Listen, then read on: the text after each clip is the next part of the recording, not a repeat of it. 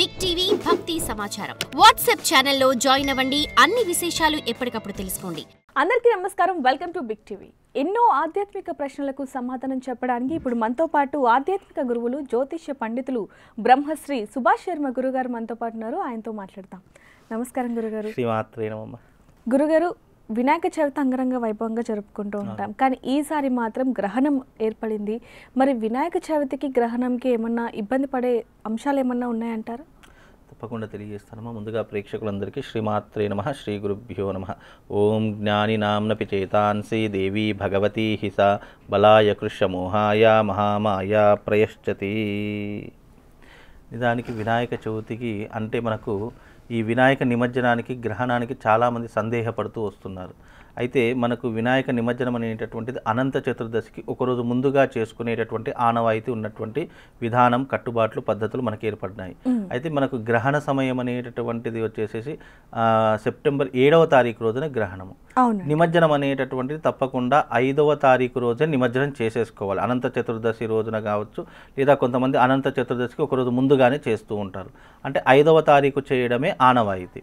5వ తారీఖు రోజున నిమజ్జనం చేసుకోవాలి. శుక్రవారం రోజు నిమజ్జనం చేసేసుకోవాలి. ఎందుకంటే గ్రహణం సమయం ముందుగా ఉంది కాబట్టి, గ్రహణ వేదకాలం కూడా ప్రారంభమవుతుంది కాబట్టి, అనంత చతుర్దశి వ్రతాలు ఉంటాయి కాబట్టి అనంత చతుర్దశికి ఒకరోజు ముందుగా మనం వినాయక నిమజ్జనం చేసుకోవాలి. అలాగే ఈ గ్రహణ సమయంలో పాటించేటటువంటి నియమాలు కూడా తప్పకుండా పాటించాలి. ఎందుకంటే ఇది భారతదేశం అంతటా కనిపించేటటువంటి గ్రహణం కాబట్టి భారతీయులందరూ కూడా ఈ గ్రహణ పద్ధతులు అందరూ పాటించవలసినటువంటి అవకాశం మనకు ఏర్పడుతూ ఉంటుంది. కాబట్టి ఈ నిమజ్జనం అనేటటువంటిది 5వ తారీఖు రోజున శుక్రవారం నిమజ్జనం చేసుకోవాలి. తప్పకుండా గ్రహణం 7వ తారీఖు కాబట్టి 7వ తారీఖు ప్రతి ఒక్కరూ దానికి సంబంధించినటువంటి నియమాలు తప్పకుండా పాటించాలమ్మా. గురుగారు, చాలా మటుకు చూసుకుంటే నిమజ్జనాలు అంటే ఇప్పుడు 5వ తారీఖు నిమజ్జనాలు ఎక్కువగా ఉంటాయి కాబట్టి చాలా మంది 6, 7వ తారీఖు కూడా నిమజ్జనాలు చేస్తూ ఉంటారు. కానీ ఈసారి 7వ తారీఖు గ్రహణం వచ్చింది కాబట్టి మరి నిమజ్జనం చేయొచ్చు అంటారా, చేయకూడదు అంటారా? గ్రహణం దాటకూడదు. గ్రహణ సమయంలో నిమజ్జనం లాంటివి కానీ, పూజాది క్రతువులు కానీ ఇలాంటివి పనికిరావు. అందుకే ఏమంటున్నాను, 5వ తారీఖు రోజున చేసుకున్న ఒక రోజు అటు ఇటైనా 6వ తారీఖు వరకైనా చేసుకోవాలి.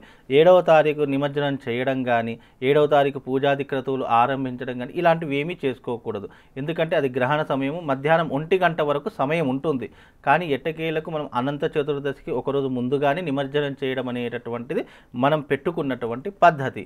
కాబట్టి ఆ సమయంలోనే నిమజ్జనం చేశారు.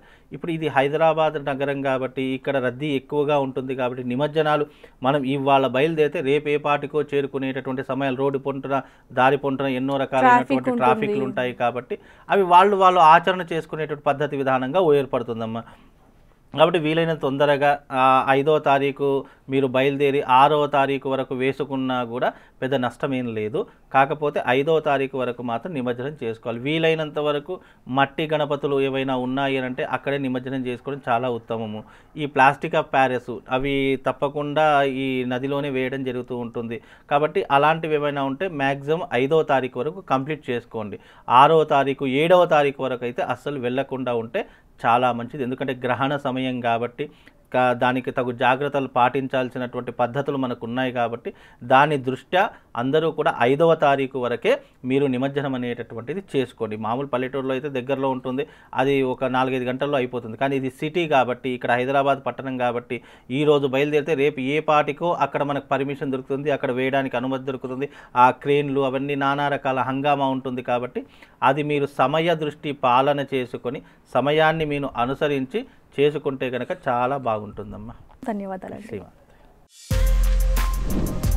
For more videos like this, subscribe Big TV channel.